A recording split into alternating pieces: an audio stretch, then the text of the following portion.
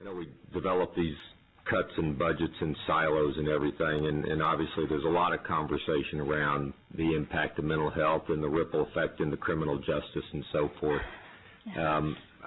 Do you all, as a numbers crunching part of the legislature here, get into that part at all? I mean, do you have conversations with the folks that are involved in criminal justice? I mean, we know clearly when we compromise on mental health services, we see that ripple effect into our criminal justice system and vice versa. Right. And so, is there any conversation? In other words, do we take a look at what this potentially does to that part of the overall appropriations bill in that particular article? I think the best way I would put that is it's always something we keep in the back of our minds, but never comes forward on paper. Well, we've never done a specific. Let's put it this way: we've never done like a specific study. You know, our office hasn't done a specific study looking at that. This might be just the time to do that, though. But I do know we have conversations, with the analysts that oversee the Department of Criminal Justice and a TYC and those types of programs.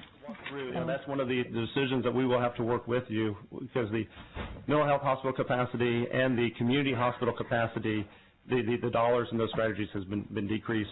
We've been guided to work in those numbers to figure out the bed capacity, and I will need to have guidance from the legislature on your direction on how we would like to use that with the community hospitals that are throughout the state of Texas. Because one of the a major concern is the lack of treatment by individuals who need our services that are cycling and recycling back into our system. Yes, sir. Especially in our criminal justice system, where we are now finding, it's 25 to 30%, in some cases even higher than that, of individuals that are in our criminal justice system, and the numbers even higher in our juvenile system of people who are suffering from some form of mental illness.